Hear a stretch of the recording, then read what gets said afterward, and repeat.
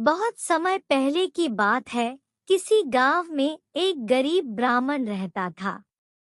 एक दिन उस ब्राह्मण के घर कुछ अतिथि आए। ब्राह्मण की स्थिति इतनी खराब थी कि उन अतिथियों को खिलाने के लिए घर में अनाज तक नहीं था। इस स्थिति को लेकर ही ब्राह्मण और उसकी पत्नी के बीच थोड़ी कहासुनी होने लगती है। ब्राह्मणी कहती है, तुम्हें पेट भरने योग्य अनाज कमाना भी नहीं आता है। इसी का नतीजा है कि आज घर में अतिथि आ खड़े हुए हैं और हमारे पास उन्हें खिलाने के लिए कुछ भी नहीं है। इस पर ब्राह्मण अपनी पत्नी से कहता है, कल कर्क संक्रांति है। मैं कल भिक्षा लेने के लिए दूसरे गांव जाऊंगा।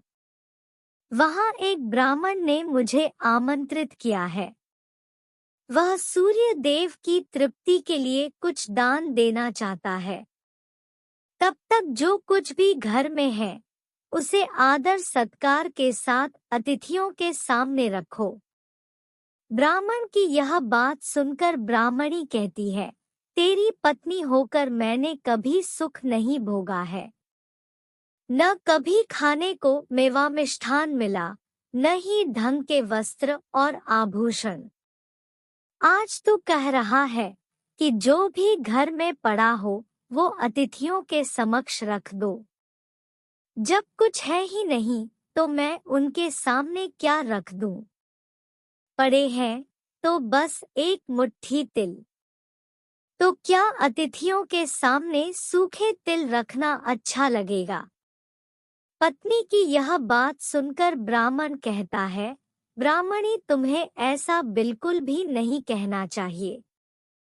कारण यह है कि इच्छा के अनुसार किसी भी मनुष्य को धन की प्राप्ति नहीं होती है। जरूरी है तो पेट भरना, और पेट भरने योग्य अनाज तो मैं ले ही आता हूँ। अधिक धन की चाहत अच्छी नहीं।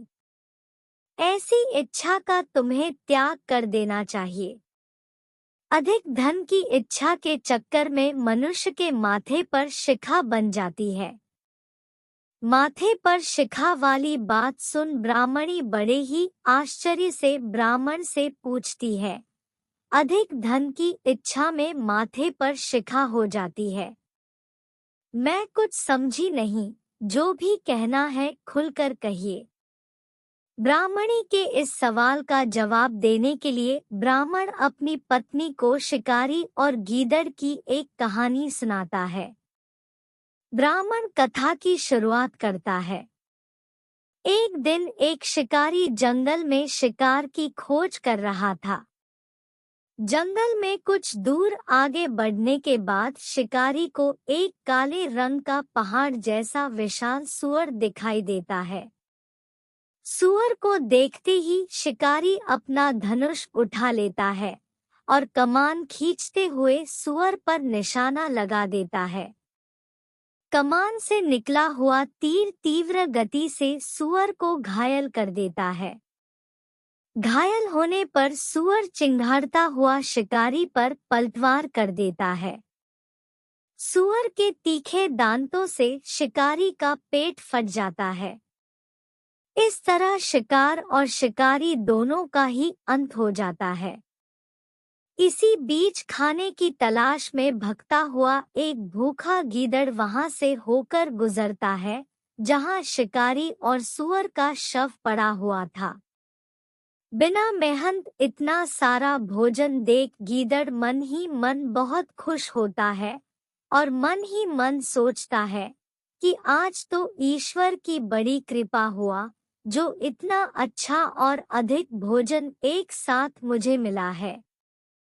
मैं इसे धीरे धीरे और आराम से खाऊंगा, ताकि लंबे समय तक मैं इसे उपयोग में लाऊंगा। इस तरह मैं इस भोजन के साथ लंबे समय तक अपनी भूख को शांत रख पाऊंगा। इन सभी बातों पर विचार करते हुए गीदड़ सबसे पहले छोटी छोटी चीजों को खाना शुरू करता है। तभी उसे शिकारी के मृत शरीर के पास धनुष पड़ा दिखता है। गीदड़ के मन में पहले उसे ही खाने का विचार आता है और वह धनुष पर चढ़ी डोर को चबाने लगता है। गीदड़ के चबाने से धनुष पर चढ़ी डोर टूट जाती है और डोर के टूटने से धनुष का एक सिरा वेग के साथ गीदड़ के माथे को भेदता हुआ ऊपर निकल आता है। गीदड़ के माथे को भेद कर धनुष का जो सिरा गीदड़ के सिर पर निकल आता है, वह ऐसा प्रतीत होता है मानो गीदड़ के माथे पर शिखा निकल आई हो। घायल होने के कारण कुछ देर बाद गीदड़ की भी मौत हो जाती है। इतना कहते हुए ब्राह्मण कहता है, ब्राह्मण इसीलिए मैं कहता हूँ कि जरूरत से अधिक लोभ से माथे पर शिखा आ जाती है। यह कथा सुनने के बाद ब्राह्मणी कहती है, ठीक है, अगर ऐसी ही बात है तो घर में जो मुट्ठी भर तिल पड़े हैं उन्हीं को मैं अतिथियों को खिला देती हूँ। ब्राह्मणी की यह बात सुनकर ब्राह्मण संतुष्ट होता है और भिक्षा मांगने के लिए घर से बाहर निकल जाता है। वहीं ब्राह्मणी भी घर में पड़े तिल को धूप में सुखाने के लिए फैला देती है। तभी कहीं से एक कुत्ता आ जाता है और उन साफ तिलों पर पेशाब कर देता है, जिससे सभी तिल खराब हो जाते हैं। तिल के खराब हो जाने पर ब्राह्मणी काफी परेशान हो जाती है और सोचती है, यही तो तिल थे जिन्हें पकाकर मैं अतिथियों को खिला सकती थी। अब मैं क्या करूं? काफी देर सोचने के बाद ब्राह्मणी को एक तरीका सूझा। उसने सोचा कि अगर वह गंदे तिलों के बदले साफ तिल देने की बात कहेगी तो कोई भी आसानी से मान जाएगा। साथ ही किसी को भी इन तिलों के खराब होने की बात पता नहीं चलेगी। इस विचार के साथ वह उन तिलों को लेकर घर घर घूमने लगी। ब्राह्मणी की यह बात सुनकर एक महिला वह तिल लेने के लिए तैयार हो गई, लेकिन उस महिला का पुत्र अर्थशास्त्र पढ़ा हुआ था। उसने अपनी माँ से कहा कि इन तिलों में जरूर कोई न कोई खोट होगी, वरना कौन साफ सुथरे तिलों को गंदे तिलों के बदले देने के लिए तैयार होगा। पुत्र की यह बात सुनकर महिला ने ब्राह्मणी के तिलों को लेने से मना कर दिया। कहानी से सीख: हमारे पास जो भी होता है हमें उसी में सुखी रहना चाहिए। किसी के पास ज्यादा चीज देखकर दुखी नहीं होना चाहिए।